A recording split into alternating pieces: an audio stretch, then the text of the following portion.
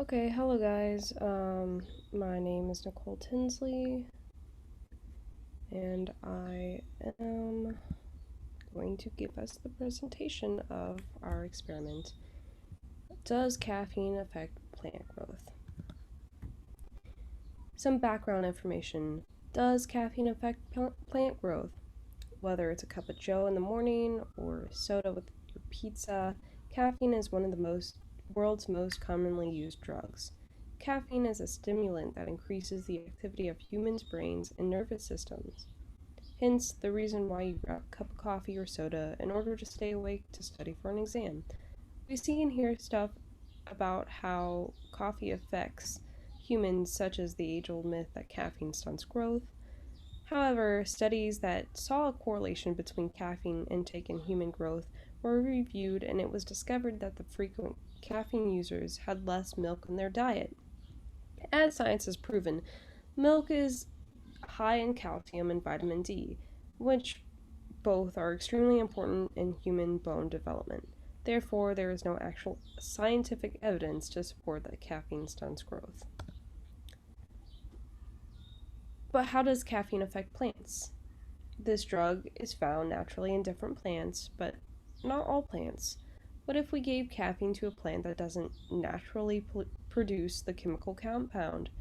Would it act as a stimulant to plant growth, or would it not help plants grow at all? That's what we wanted to test in our experiment. If caffeine does help with plant growth, farmers and other planters could use the drug to help grow their crops.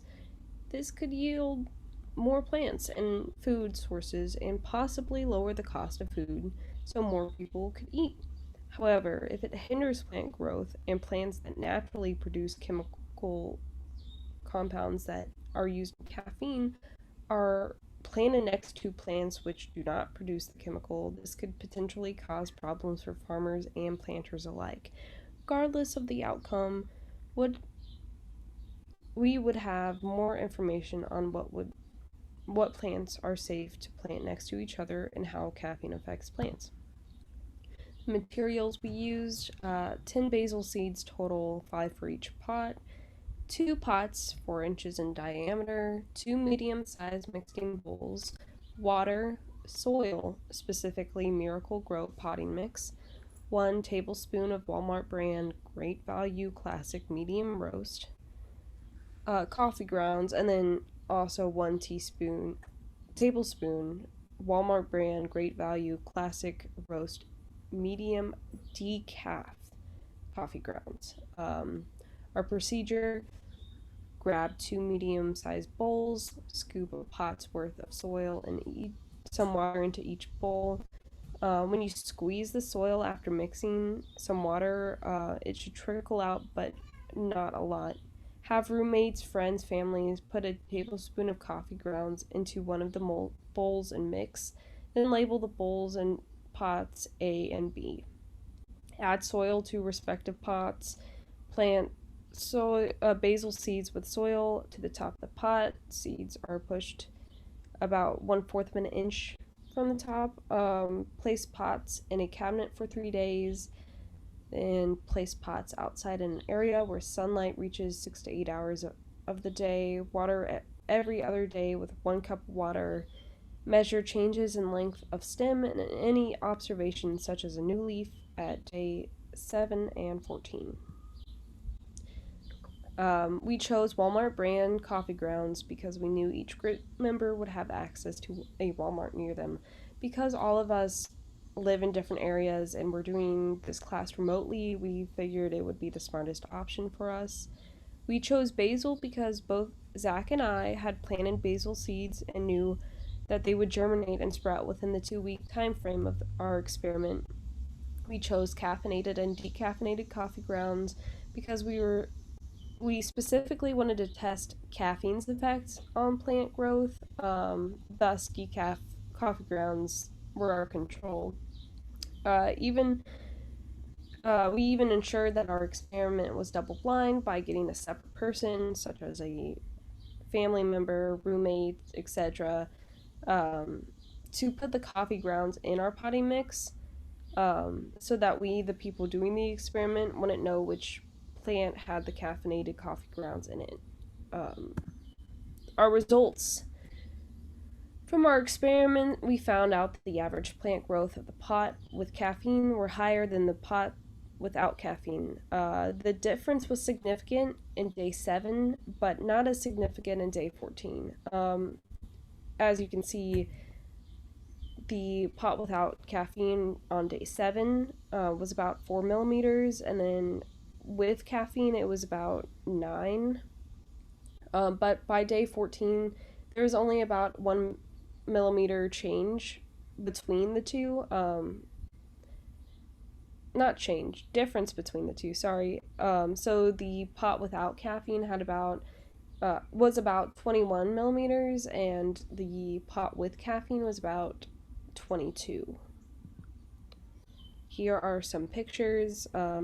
As you can see here, there is a difference between Caitlin's growth. You can specifically see that there's more leaves, there's more sprouting in both pots. If you look at Zach's, you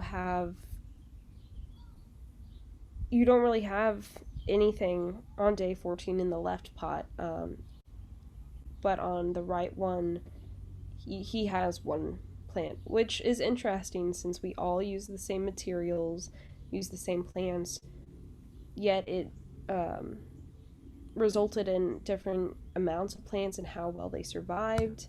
My plants didn't grow at all.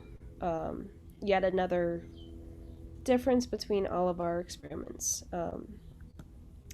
Results. We found out the amount of sprouts differed between the two pots. The pot without caffeine always had 5 sprouts, which was the equivalent to the amount of seeds that we had planted in each pot. But the pot with caffeine initially started with more and then decreased on day 14. So the average amount of plants changed with the caffeinated pot, but with the uncaffeinated, the results stay the same. Was our question answered? Not really. We found that while caffeine could help sprouting the basil, in the long run there wasn't much of a difference in total plant growth. Next steps, we could change our entire question. Does caffeine help in plant sprouting, or does it hurt the plant in the long run? We would ask this because we saw a decrease in the amount of sprouts with caffeine on day 14, but there were more on day 7. We could test that, or we could restart and add more variables. Different types of coffee grounds. Is there ones that are more caffeinated, blonde roast, dark roast, medium roast? Is there a difference there?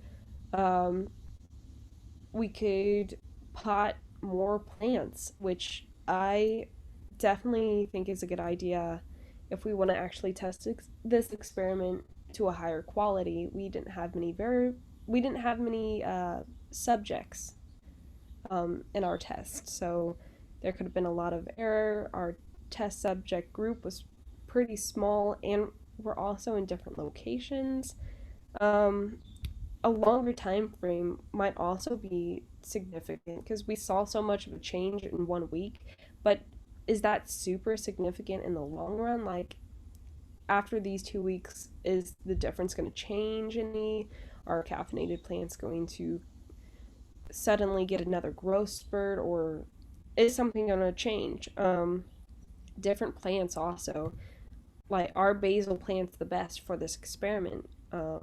Why or why not? We could also do a different experiment on different types of plants and how caffeine affected them. Regardless, our actual question wasn't really answered with our results. I think there were too many factors that could have affected our experiment to make a clear conclusion on if it is disproven, but we definitely didn't prove anything either. Finally, here are some sources that we used specifically for the background evidence.